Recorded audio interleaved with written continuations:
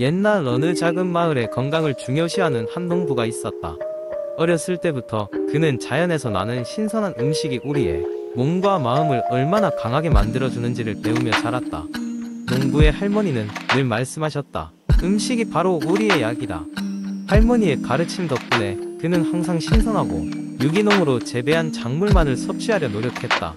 농부는 자신의 경험과 지혜를 마을 사람들과 공유하기 시작했다. 마을 모퉁이에 작은 커뮤니티 센터를 열고 매주 건강과 음식에 대한 워크숍을 개최했다. 그의 첫 워크숍 주제는 올바른 식습관으로 면역력 강화하기였다. 이 주제는 여러 사람들의 관심을 끌었고 많은 마을 사람들이 참석했다. 워크숍에서 농부는 면역력을 강화하기 위한 5가지 주요 요소를 강조했다. 첫 번째는 다양한 색채의 채소와 과일을 섭취하는 것이었다. 그는 무지개 색깔의 음식이야말로 우리 몸 안에 방패 역할을 한다고 설명했다. 특히 항산화 물질이 풍부한 베리류, 브로콜리, 당근, 시금치 등은 체내 활성산소를 제거해 면역력을 높이는 데 도움을 준다고 덧붙였다. 두 번째 요소는 충분한 프로바이오틱스 섭취였다. 농부는 사람들이 건강한 장은 건강한 몸을 만든다는 것을 인식할 필요가 있다고 설명했다. 요구르트, 김치, 오이나 발효 음식 등이 장내 유익한 박테리아를 증가시키고 면역력을 향상시킨다며 이를 꾸준히 섭취할 것을 권장했다. 세 번째로는 건강한 지방의 섭취였다. 오메가 다시산 지방산이 풍부한 연, 아보카도, 호두를 식단에 포함시킬 것을 제안하며 이들 식품이 염증을 줄이고 면역 기능을 지원한다는 것을 강조했다. 네 번째로 농부는 충분한 수분 섭취를 잊지 말라고 당부했다. 물은 신체 세포들이 원활히 기능하도록 도와주며 해독 작용과 면역력 강화에 필수적이라고 설명했다. 과일이나 허브를 넣어 물을 맛있게 만들어 마시는 방법도 소개했다. 마지막 5번째는 설탕, 가공식품, 그리고 인스턴트 식품의 섭취를 줄이는 것이었다. 그는 현대의 많은 질병이 이러한 음식들에 기인할 수 있다고 경고했다. 특히 면역 시스템을 손상시킬 수 있는 잠재적 위험성을 가진 트랜스 지방과 첨가물이 문제라며 자연 그대로의 음식을 선택할 것을 강조했다. 마을 사람들은 농부의 열정과 믿음에 감명을 받았다. 워크숍을 시작으로 마을에는 긍정적인 변화의 바람이 불었다. 사람들은 점차 건강한 식습관을 일상에 접목하기 시작했고 그 결과 마을의 전반적인 건강 상태와 삶의 질이 크게 향상되었다. 이 농부의 이야기는 훗날 여러 매체에 소개되었고 그의 노력 덕분에 작은 변화가 큰 변화를 이끄는 법이라는 사실이 널리 알려졌다. 그의 이야기는 우리에게 면역력 강화를 위한 올바른 식습관의 중요성을 다시금 상기시키며 스스로의 건강을 챙겨야 하는 이유를 되새기게 해준다. 두 번째 이야기. 어느 날 건강에 대해 깊이 고민하게 된 수미는 식단 개선을 목표로 슈퍼푸드라는 단어를 접했다. 슈퍼푸드는 영양분이 풍부하고 건강에 긍정적인 영향을 미치는 음식들을 일컫는 말이었다. 생각해보니 바쁜 일상 속에서 패스트푸드와 가공식품을 주로 섭취하던 수미는 건강한 식습관으로 바꾸고 싶다는 결심을 하게 되었다. 첫 번째로 수민이 도전한 슈퍼푸드는 퀴노아였다. 퀴노아는 고대 잉카인들의 주식으로 그 훌륭한 영양 프로파일로 인해 최근 들어 인기를 끌고 있었다. 수미는 퀴노아를 샐러드에 추가해보았고 그 고소하고 쫄깃한 식감에 금세 반하게 되었다. 이 외에도 다양한 방법으로 요리하여 즐길 수 있는 퀴노아는 점차 그의 주방에서 핵심 재료가 되었다. 그 다음은 아보카도였다.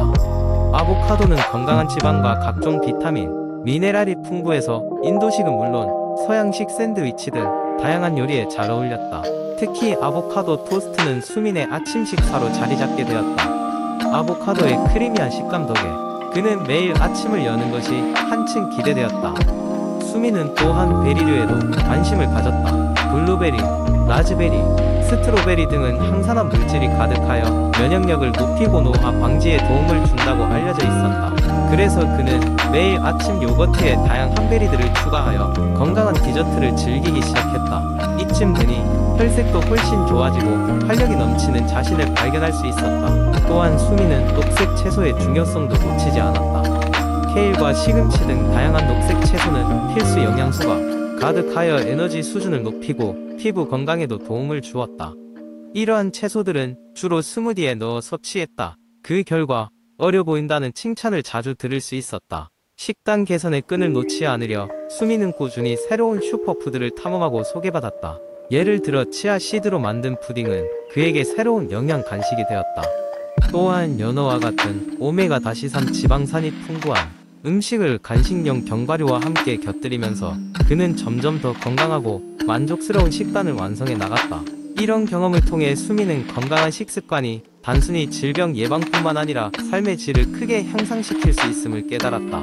마음의 평화와 더불어 신체적인 활력이 증가하면서 그는 더욱더 삶에 만족해하며 슈퍼푸드를 통해 계속해서 식단을 업그레이드하고 있었다. 이렇게 작은 변화들이 큰 결과로 이어지는 것을 깨달으며 그는 다른 이들에게도 자신의 경험을 공유하기 시작했다. 이제 수민의 이야기는 슈퍼푸드의 장점을 널리 알리는 계기가 되어 많은 이들이 건강한 식단에 눈을 뜨게 하는 계기가 되었다. 세 번째 이야기. 옛날 옛적에는 건강한 삶을 위해 노력하는 한 노인이 있었습니다. 그의 이름은 지훈이었고 그는 고혈압 문제로 고생하고 있었습니다. 그의 가족력에는 고혈압이 흔했기에 지훈은 더 많은 관심을 기울여야 했습니다. 지훈은 매일 아침 일찍 일어나 집 근처 공원을 산책하며 하루를 시작했습니다. 하지만 그는 자신의 식습관이 문제의 핵심임을 알게 되었습니다. 그래서 그는 고혈압에 좋은 식단을 찾아 떠나는 여행을 시작하기로 결심했습니다. 첫 번째로 지훈은 주위의 모든 염분이 높은 음식을 피하기로 했습니다. 소금이 많이 들어간 장아찌나 젓갈을 줄이고 신선한 채소와 과일을 더 많이 먹기로 했습니다. 브로콜리, 시금치, 토마토 같은 채소들은 그의 식탁 위를 채웠고 사과, 바나나, 베리류 과일들도 그의 디저트가 되었습니다. 지훈은 고기 섭취도 조절하기로 했습니다. 특히 붉은 고기의 섭취를 줄이고 대신 오메가-3이 풍부한 생선을 더 많이 먹기로 했습니다. 연어, 고등어, 정어리 같은 생선들은 그의 새로운 친구가 되었습니다. 지훈은 생선 요리법을 배우며 저녁마다 새로운 블루프린트를 따라 요리를 만들어 가족들과 나누었습니다. 또한 그는 주기적으로 간편하게 먹을 수 있는 견과류를 손에 들게 되었습니다. 아몬드, 호두, 피스타치오는 단백질과 건강한 지방을 제공하며 식사 사이에 그가 배고픔을 느끼지 않도록 해주었습니다. 지훈은 매일 마실 물의 양도 꼼꼼히 기록했습니다. 충분한 수분 섭취는 혈압 조절에 중요했고 그는 카페인이 많은 커피나 탄산음료를 멀리했습니다. 대신 녹차나 과일티를 즐기며 하루를 보냈습니다. 지훈은 식단뿐만 아니라 주기적으로 운동하는 생활 습관도 함께 병행하였습니다. 고혈압을 예방하기 위해 주말마다 가족과 자전거를 타고 먼 길 여행을 떠났습니다. 그는 힘들게 운동을 하면서도 몸이 더 건강해지는 것을 느꼈고 이는 그의 고혈압 관리에 긍정적인 효과를 주었습니다. 6개월 후 그의 노력이 결실을 맺었습니다. 병원에서 정기검진을 받던 날 의사는 그의 혈압이 정상 범위로 돌아왔다고 말했습니다. 지훈은 자신의 귀를 의심하며 웃음을 터뜨렸습니다. 그의 노력과 헌신이 만들어낸 결과에 가족 모두가 박수를 보내며 축하의 파티를 열었습니다. 지훈은 이 경험을 통해 고혈압은 피할 수 없는 운명이 아니라 스스로 관리하고 극복할 수 있는 문제라는 것을 깨달았습니다. 그는 마을 사람들에게 자신의 식단과 생활 습관에 대한 이야기를 나누며 많은 이들이 건강한 삶을 살도록 독려하였습니다. 이렇게 지훈의 고혈압 관리 여정은 끝났지만 그는 매일 건강을 위해 조금 더 나은 선택을 하면서 다른 사람들에게도 동기부여를 주기 위한 작은 모임을 주최하며 꾸준히 자신을 돌봤습니다. 네 번째 이야기. 스마트 디바이스는 현대 사회에서 때려야 뗄 수 없는 존재가 되었다. 스마트폰, 스마트워치, 태블릿 등 다양한 기기를 통해 우리는 정보를 얻고 소통하고 심지어 건강을 관리하기까지 한다.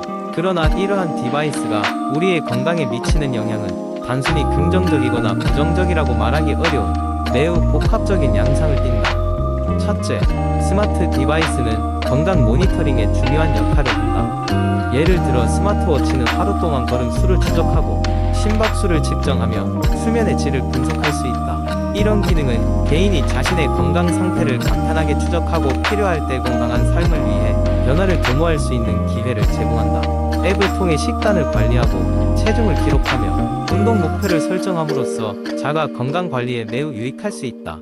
둘째, 원격 의료 서비스의 발전과 함께 스마트 디바이스는 의사와 환자 간의 소통을 용이하게 한다. 환자는 자신의 상태를 실시간으로 모니터링하고 수치를 전송하여 병원 방문 없이도 의료진의 조언을 받을 수 있으며, 이는 특히 거리나 시간에 제약이 있는 사람들에게 매우 중요하다. 이러한 기술은 만성 질환을 앓고 있는 환자들이 각별한 주의를 기울이고 지속적으로 관리해 나가는데 큰 도움이 된다. 그러나 장점이 있는 만큼 부정적인 측면도 간과할 수 없다. 많은 사람들이 스마트폰 및 디지털 기기의 과도한 사용으로 인해 스트레스와 불안, 그리고 디지털 중독에 시달리고 있다. 특히 블루라이트가 눈 건강에 미치는 영향은 많은 연구에서 경고를 하고 있다. 장시간 화면을 응시하는 것은 시력 저하와 수면 문제를 야기할 수 있으며, 이는 다시 정신 건강과 신체 건강 전반에 걸쳐 부정적인 영향을 미칠 수 있다. 또한 스마트 디바이스의 전도가 높은 환경에서는 외부 활동의 감소로 이어질 수 있으며, 이는 신체 건강뿐 아니라 사회적 상호작용 능력에도 부정적이다. 사람들은 종종 화면 속의 소식에는 신경을 쓰면서도 정작 옆자리에 앉아있는 사람과의 실제 대화에서 소홀해질 수 있다. 이렇듯 스마트 디바이스가 건강에 미치는 영향은 매우 복합적이다. 장점과 단점이 극명히 공존하며, 이에 대한 인식과 균형 잡힌 사용이 필요하다. 기술을 잘 활용하면 건강을 개선할 수 있지만, 그렇지 않을 경우 오히려 건강을 해칠 수도 있다. 즉, 스마트 디바이스가 제공하는 풍부한 기능을 나에게 맞게 적정량 사용하면서 적극적으로 긍정적인 면을 살려나가는 지혜가 요구된다.